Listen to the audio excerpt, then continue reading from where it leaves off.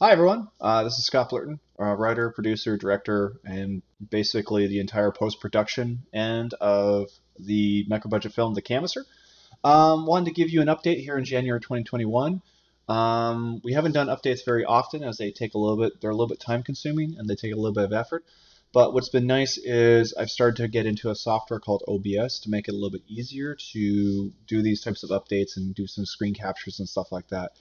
Um, to sort of give an idea of how we're going into post production, what's next, what our ETA is, and to sort of give you an idea of like what goes into making this happen. Today, I wanted to talk to you. I'll just give you a quick update. When we last talked, I was about this. I was knee deep in doing the score, the film score. I got to about 75 minutes into the movie, and we had created about 65 minutes worth of music where I had to stop because I reached a section where I just didn't have the knowledge and background in orchestration to really put it together the way I wanted to. So I took a step back and I started working on the sound effects editing. And then we're going to take a course on the side through ThinkSpace Education on how to better understand orchestration, the instruments that go into an orchestra, to be able to finish the score. The rest of the score is great. It's just that one section, when I started to really integrate brass, it was a little bit of a challenge.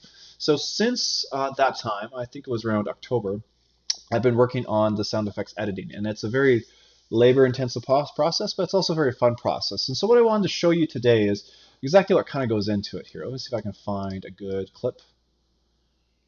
There's a good one. Okay, we'll go to about here.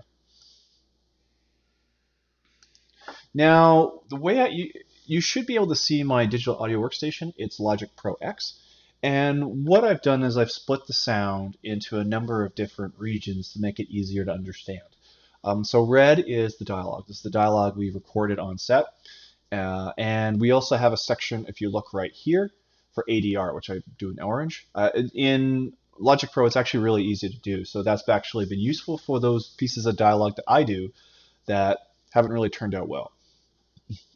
Now, in green, we have what I call Foley. Now, I've never really gotten a good understanding of what Foley is, what the definition of it. I think the way you would describe Foley is anytime a character touches something, like a wall or they walk, that's Foley. We've limited it a little bit more in our film. We've limited just to the Foley from footsteps and clothes rustling. We haven't done anything like hands touch anything. We've put that instead into blue. And blue is our sound effects editing. Now, the way we edit is I have this software program here, which is really quite nice, called Soundly. And what Soundly allows us to do is it allows us to organize all the sound effects we have. So we've bought a few libraries from the Boom library. We have the 3D, we have the Boom Basics, which is here. We've got room tones that we purchased, town and country, and urban and suburban. These are high quality stereo sound samples that have actually been pretty useful. The most useful one I think has been cars, because cars going back and forth, trying to get that right in the stereo mix has been kind of a challenge, and it's been nice to have good sound effects. If anything, if I was going to expand on what I purchased, that would probably be it, would be the vehicles. And so what you do is you just click on it, and it plays. Now, I don't know if you can hear it, but if you can, it gives you a sample of what it's playing, and then you can also slow it down or speed it up. You can increase the volume, and then you just simply highlight a section, you drag it, and then you can drop it in. We're not going to do that.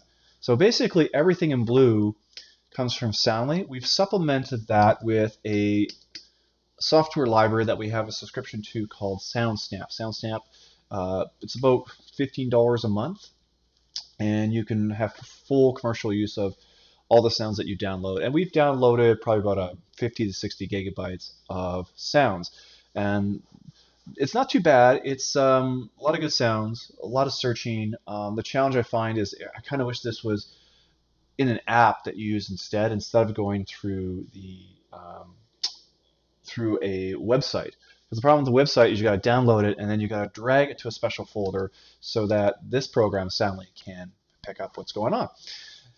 So if I go back now to Logic Pro, and then below that, that's the sound effects, we have what are ambience. Now, the reason we do ambience is It's just background noise. It's room tone. It's a background noise, things to kind of hide the background noise that's all going to be in your dialogue recording. Because when you record dialogue, there's always going to be background noise, like planes going by, cars, children playing on the playground.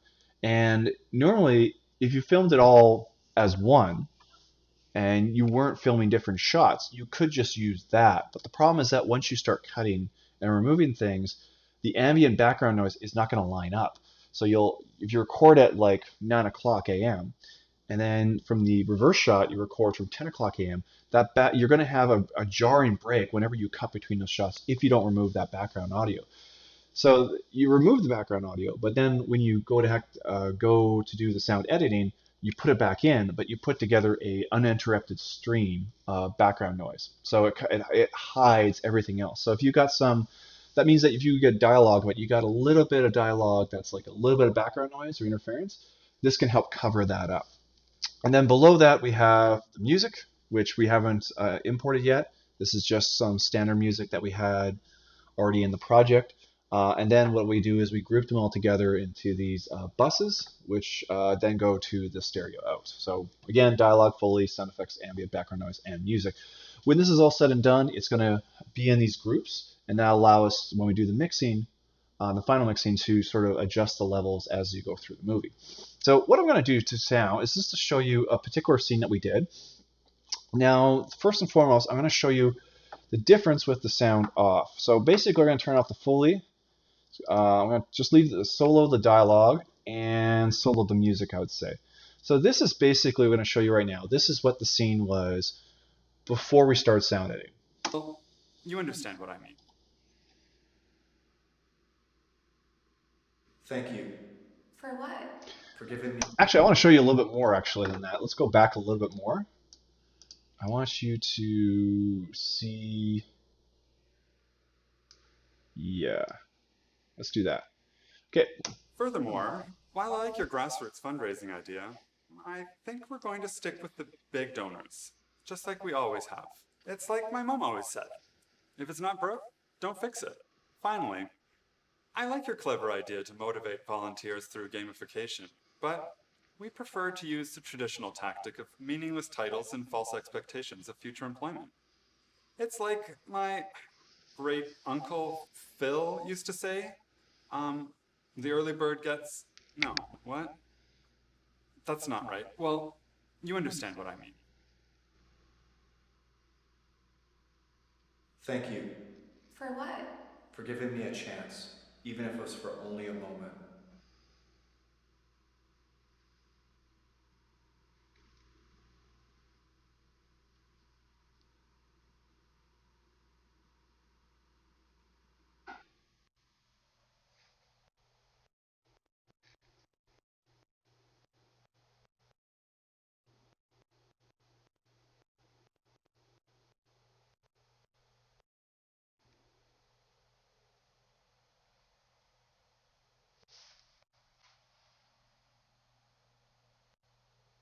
So you have it all figured out, eh?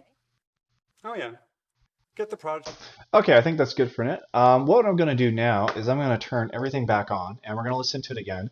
And this is going to have sound effects added, Foley added, and ambient background noise added. So you can see the difference of what we've been able to put together, at least in this initial sound editing pass-through so far.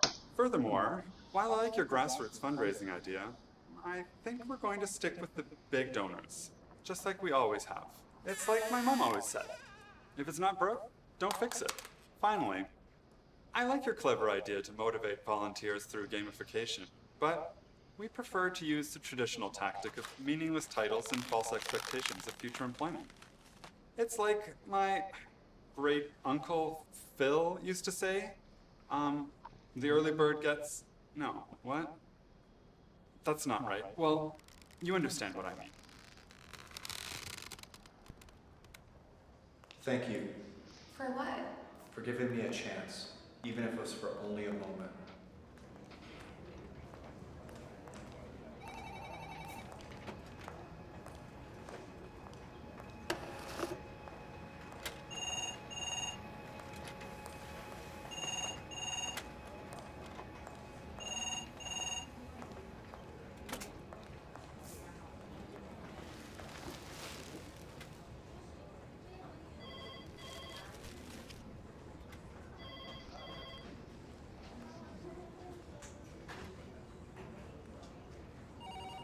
So you have it all figured out, eh? Oh yeah. Get the prodigy elected, work. Okay, so there we go. So yeah, that you can definitely see the difference. Adding sounds like I don't think I fully appreciate the role that sound takes place in movies before we start on this process, because it just felt that once you add the sounds, it's almost like the scene comes alive. It just sounds so much better. It sounds so much professional. I'm definitely not an expert, but it's turning out pretty well. Now, what we're mostly focused on right here is that if you look over here with each of the sounds, you can see there's a left and right. All we're really focusing on right now is what sounds, where they are in the storyline, and how loud they are relative to everything else. We're trying to keep dialogue around minus 12 decibels, sound effects from minus 12 decibels, and you can sort of see what the final levels are here. We're not trying to get too high. So dialogue's around minus 12, sound effects around minus 12 to minus 20, ambient noise is minus 20 to minus 30, or minus 40 decibels. And then Foley would be similar to sound effects, where it's like minus 15 to minus 22, somewhere in that range. Like we're not going to a hard target, but we're all trying to keep it in a pretty acceptable range and just using our ears. These headphones have been really, really good during the process. Now, as far as Foley, I want to show you exactly how it's put together. The way we do Foley is we use a Kontakt software instrument called Edward.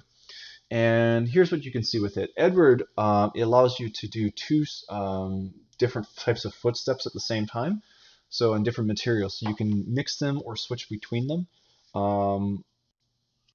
We've kept it to either switching from one to the other or just layering them a little bit in order to give a slightly different sound.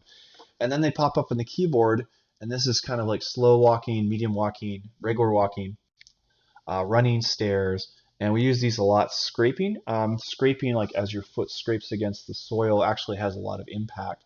As far as make it a little bit more realistic.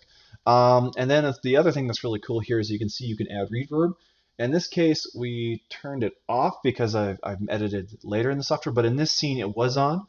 And what the reverb does is it kind of creates a slight echo and makes it sound like you're in a space. So in this case, as you can hear with the footsteps, if I do the walk again, and if I just solo the set footsteps this time, let's see, let's solo it, and go right to where she's walking. Excuse me.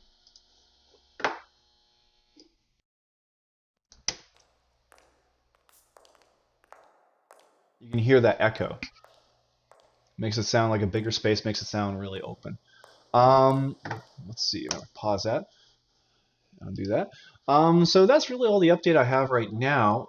Essentially what we're doing is working on this. We're at 77 minutes into the movie.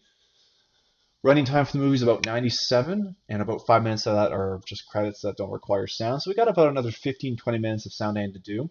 Once that's done, I just have a few shots I got to go back and fix. Maybe do some background object removal, and then I'll finish the score. I hope to have the sound editing done by the end of the month, end of January, early February. Finish up the shots by sometime in February. They're not going to take long, and then focus on finishing the film score during February and March. Hopefully have that done by March 31st, but if not, it might be April 30th that I get it done. And then once that's done, really, that's the movie. Then it's all about mixing them together and getting them to sound really good, or outputting the music so that it sounds pristine and perfect, and then mixing that with the rest of the audio to get it working just nicely. We'll pick up a output. What do you call it? A meter. We'll have a software meter, and we'll keep a track. We'll try and set it to broadcast standards so that you can use it in many different formats. But generally speaking, yeah, we're coming up to the last little bit of the project. Most of the stuff is done. It's just finishing the sound editing, finishing the score, clean up some shots, and then mastering the film score, and then mixing everything together. So really, we should be done by sometime in the summer. That's really all I have the updates. I hope you guys liked the video. It's been a neat to try this new software. I hope to give you updates more often, as well as maybe later just give you more details on how we put together the project and how it works. But for that, I'd like to take this opportunity to thank you for listening and to sign off.